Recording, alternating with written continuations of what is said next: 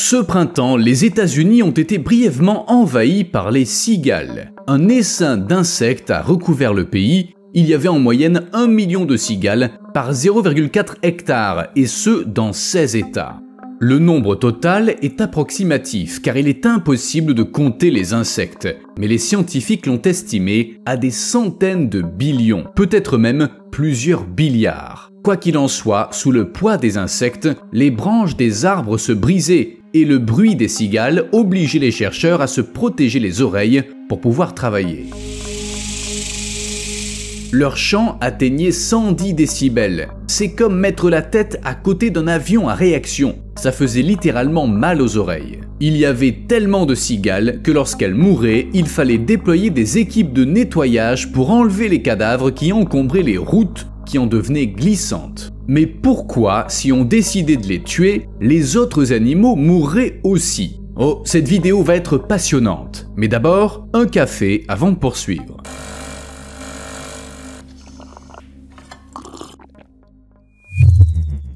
Et un rappel très discret de liker la vidéo si vous avez tendance à oublier de le faire. Les médias ont appelé ça une cigapocalypse et un cigarmageddon. L'invasion était vraiment colossale. 1 billion de cigales mesurant chacune 2,5 cm de long formeraient une ligne de 25 400 000 km si on les alignait bout à bout. Ça permettrait de construire 66 ponts entre la Terre et la Lune. De plus, si l'on fait le calcul, on découvre qu'il faudrait 375 000 cigales pour recouvrir 1 km². J'ai aussi calculé que ces cigales, prises toutes ensemble, pourraient recouvrir plus de 3 millions de km². À titre de comparaison, la superficie de New York est de 784 km². Il y aurait donc assez de cigales pour recouvrir 4000 villes comme New York. Qui plus est, autre comparaison parlante, la superficie des États-Unis est de 9 834 000 km². Les cigales recouvriraient donc un tiers du pays. Heureusement pour nous, elles n'apparaissent jamais toutes en même temps, ou assez près les unes des autres pour occuper une si grande surface. En effet, ces cigales ne sont pas ordinaires, elles sont périodiques et elles ne reviennent que rarement, une fois tous les 13 ou 17 ans selon la couvée. Ces années-là, des milliards d'insectes apparaissent d'un seul coup. Mais cette année, les cycles de 2 couvées ont coïncidé et quasiment au même moment, elles ont toutes émergé du sol. C'est la première fois que ça se produit en 221 ans. La dernière fois qu'un tel événement s'est produit, c'est-à-dire la conjonction des cycles de ces 2 couvées, c'était en 1803. D'ailleurs, le président américain Thomas Jefferson l'a mentionné dans son Garden Book. Certes, il y appelle les cigales des sauterelles, mais on le lui pardonnera. Imaginez, aucun humain vivant ne verra ça à nouveau. Enfin, à moins que dans un avenir proche, on invente un élixir d'immortalité, ou que l'on apprenne à congeler et décongeler les gens en toute sécurité. Car la prochaine conjonction entre ces 2 couvées aura lieu en 2245. Mais ne vous inquiétez pas, une conjonction encore plus importante se produira lorsque les 2 plus grandes couvées émergeront ensemble en 2076. Alors mangez équilibré, prenez soin de vous et vous assisterez peut-être à une autre cigapocalypse. Regardons de plus près les populations de ces 2 couvées. Les points rouges correspondent aux cigales dont le cycle est de 13 ans et les points bleus aux cigales dont le cycle est de 17 ans. Elles ne vivent qu'en Amérique du Nord et les cigales de 13 ans sont réparties entre le Midwest et le Sud-Est des États-Unis, dans 16 États. Celles de 17 ans ne vivent que dans l'Illinois, mais elles sont beaucoup plus nombreuses. Cette année, elles sont apparues en même temps à la fin du mois d'avril, après quoi l'invasion s'est poursuivie pendant 6 semaines. Il existe 3000 espèces de cigales sur Terre, mais seules 7 d'entre elles sont des cigales périodiques. 3 espèces ont un cycle de 17 ans et les autres un cycle de 13 ans. Outre les espèces, il faut comprendre le concept de couvée que j'ai mentionné. Il permet de regrouper les insectes en fonction de l'année de leur émergence. On considère qu'il existe 30 couvées. Les 7 espèces de cigales passent la majeure partie de leur vie sous terre en tant que nymphes et elles se nourrissent de la sève qui suinte des racines des arbres. Les nymphes ne sortent jamais de terre. Ce n'est qu'après 13 ou 17 ans, sans voir la lumière du jour, qu'elles émergent de leur cachette à environ 61 cm sous la surface en creusant à l'aide de leurs pattes avant afin de devenir adultes. Naturellement, elles se débarrassent immédiatement de leur exosquelette, un événement unique. C'est nécessaire pour qu'elles puissent se reproduire. C'est un peu comme une puberté tardive.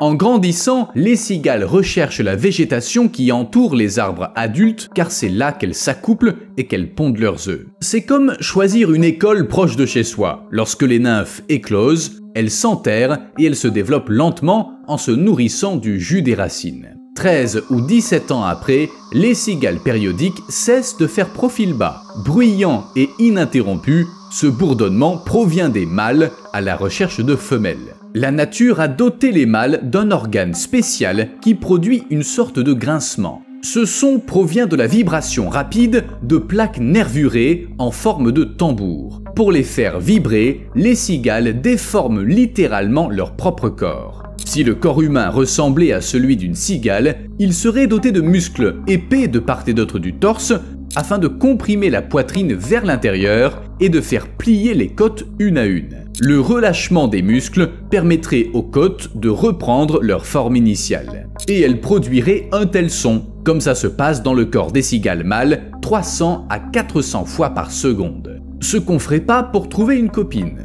Une fois la femelle séduite, l'accouplement a lieu et la femelle découpe une fente dans une branche d'arbre pour y déposer ses œufs. À ce stade, son travail est terminé, tout comme celui du mâle. Les cigales périodiques adultes ne vivent que 3 à 4 semaines et elles ne survivent pas à la naissance de leur progéniture qui a lieu 6 semaines plus tard. Les nymphes, en sachant qu'une cigale pond 24 à 28 œufs, tombent au sol et elles y creusent des tunnels pour répéter le cycle.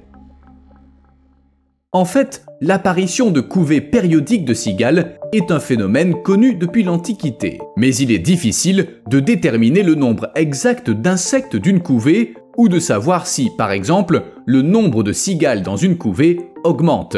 Il faudrait pouvoir les étudier individuellement. Ainsi, la couvée 6 a été repérée pour la dernière fois en 2017 et avant ça en 2000. La couvée 5 a été vue pour la dernière fois en 2016. En 2015, il y a eu conjonction entre deux couvées. L'événement n'a pas été aussi intense que celui de 2024 et il a touché 2 états de moins. En résumé, pour conclure, on peut dire que des cigales périodiques émergent chaque année, mais qu'il s'agit toujours de couvées différentes qui émergent dans des régions différentes. Et tandis que certaines remontent à la surface pour se reproduire, des billions d'autres restent sous terre en attendant leur tour. Mais si des cigales surgissent chaque année en grand nombre, paralysant les activités humaines, pourquoi on ne s'en est pas encore débarrassé?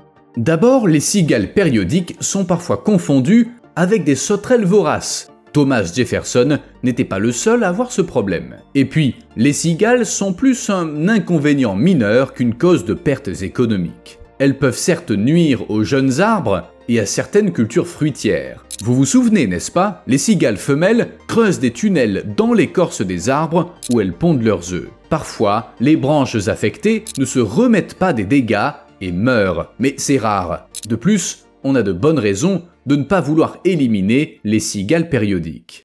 Avant tout, elles sont inoffensives. Les scientifiques recommandent de les laisser tranquilles, car elles ne mordent et ne piquent pas, et elles ne transmettent pas de maladies. Elles vivent simplement leur vie bizarre de cigales. Ensuite, elles sont utiles à l'écosystème. Gras, lents et savoureux, ces insectes sont la nourriture idéale pour les oiseaux et bien d'autres animaux.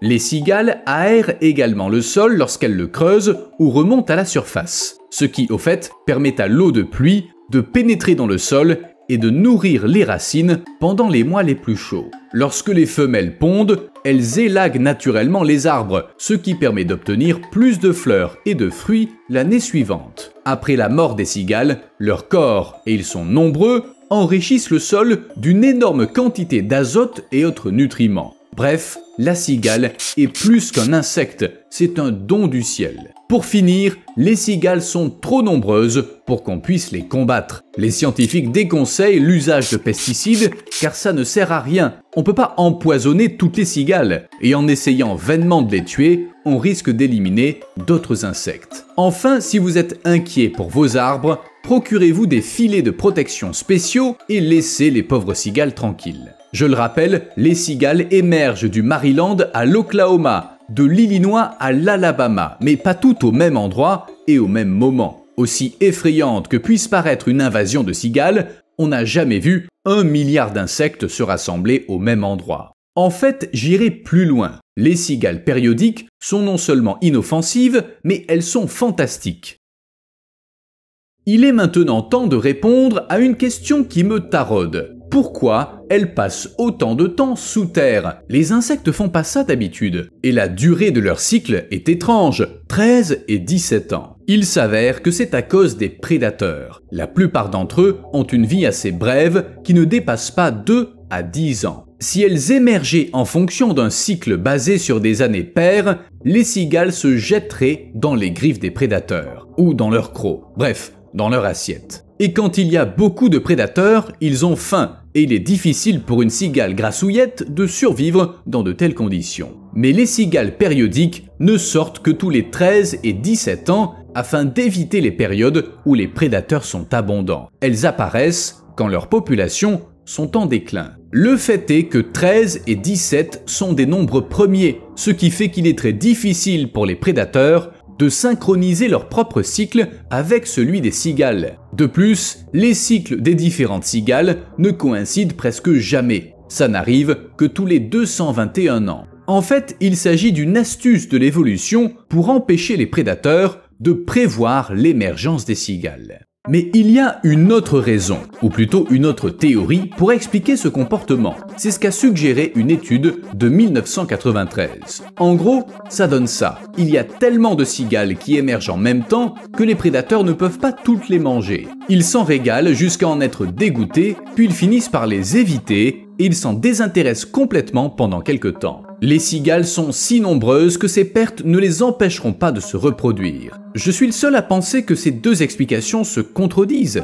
Dites-moi ce que vous en pensez dans les commentaires. J'ai encore une question. Comment les cigales savent qu'il est temps de remonter à la surface? Il semble étrange que des insectes puissent compter jusqu'à 13 ou 17. Après tout, c'est seulement, des insectes. Mais les cigales font ça depuis des siècles sans jamais se tromper. Et elles doivent déterminer deux choses. Si c'est la bonne année et si c'est le bon jour ou plutôt la bonne nuit pour émerger. On sait qu'elles vivent à la base des arbres et qu'elles passent par des cycles annuels liés aux changements physiologiques qui affectent les arbres. Cependant, les scientifiques sont pas encore capables de dire comment tout ça fonctionne. On sait quand même que si les cigales sortent de terre au printemps, c'est pas à cause de la température. Pourquoi ? C'est simple, certaines zones du sol peuvent être plus froides que d'autres, et si les cigales réagissaient au réchauffement du sol, elles émergeraient de manière désordonnée et non pas synchronisée. Selon une autre théorie, l'année d'apparition des cigales est déterminée par une sorte d'horloge moléculaire interne. Chez les cigales, cette horloge répond sans doute à certains signaux environnementaux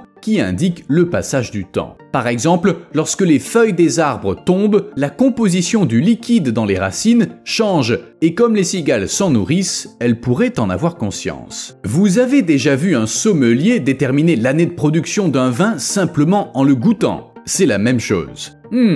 Jus boisé de 2018, Coteau Sud. On va patienter encore 6 ans. Le choix du jour est beaucoup plus facile. Les cigales attendent un signal extérieur, c'est-à-dire la tombée de la nuit. Elles sortent de leur trou lorsque le sol atteint une certaine température, environ 18 degrés. Ça ne change pas beaucoup avec le temps. Mais personne n'est à l'abri d'une erreur. En 2017, on a signalé l'apparition de cigales qui n'avaient pas été vues depuis 2004. 13 ans s'étaient écoulés. Tout semblait se dérouler comme prévu, mais il y avait un hic. Ces cigales ne devaient émerger qu'en 2021. Il s'agissait d'une couvée au cycle de 17 ans. Cependant, seule une partie de la couvée est remontée à la surface. Les experts ont estimé que ces individus précoces ne représentaient que 5 à 10% du total. Les autres ont calmement attendu leur tour. De telles choses se produisent parfois, mais en général, les cigales sont très précises, comme si elles cachaient de minuscules réveils sous terre. Elles font quand même des dégâts. Récemment, des scientifiques ont découvert que les arbres poussent plus lentement pendant l'apparition des cigales et aussitôt après. Mais c'est pas parce qu'elles affectent les arbres, c'est parce qu'elles constituent une source de nourriture très tentante pour les oiseaux. Dans la nature, tout est lié. Les oiseaux mangent les cigales et quand ça se produit, ils chassent moins de chenilles. Les cigales sont plus grosses et plus savoureuses et il y en a partout. En conséquence, les chenilles prospèrent, elles se régalent des feuilles des arbres et ces derniers en souffrent. En 2021, dans une région envahie par des cigales, les scientifiques ont dénombré 2 fois plus de chenilles que d'habitude. Résultat, les arbres ont souffert 2 fois plus. En temps normal, les oiseaux limitent les dégâts causés par ces insectes, mais quand les cigales débarquent, rien ne se passe comme prévu, et ça peut avoir de sérieuses conséquences. Mariage sans cigales. Certains choisissent un jour précis pour leur mariage, mais dans les États où se produisent des invasions de cigales, l'essentiel est de choisir le bon mois. Le mois le plus prisé pour les mariages est le mois de juin, une période où le risque est grand de se retrouver en pleine frénésie reproductive d'insectes. La question la plus fréquente que reçoit le site web Cicada Mania concerne les mariages. Les gens font très attention à planifier l'événement de manière à ce qu'il ne coïncide pas avec l'émergence de cigales, car vous imaginez ce que ça pourrait donner. Un tapis d'insectes morts sous les pieds, des insectes vivants se posant sur la nourriture et les gens, et pour bien faire, un vacarme digne d'un avion. Ah oui, il faudrait aussi prévoir des auvents, car toutes ces cigales ont besoin d'uriner, et le résultat est digne d'une véritable averse. Même le plus allumé des oracles ne considérerait pas comme un bon signe le fait que des milliers d'insectes urinent sur les jeunes mariés. Surveillez vos chiens. Vous vous souvenez des prédateurs qui se gavent de cigales jusqu'à en être dégoûtés? Il est assez courant que les chiens de compagnie avalent des cigales. Dans l'ensemble, ces insectes sont inoffensifs et si votre animal en mange, il ne lui arrivera rien. Mais il est difficile de se contenter de quelques cigales quand il y en a tant. Et apparemment, les chiens les trouvent délicieuses. Ainsi, certains en mangent trop et les problèmes commencent. Maux d'estomac, allergies, grosses factures de vétérinaire et interdiction de sortir dans le jardin jusqu'à ce que l'invasion soit terminée. C'est comme ça, et vous me devez un like. À plus.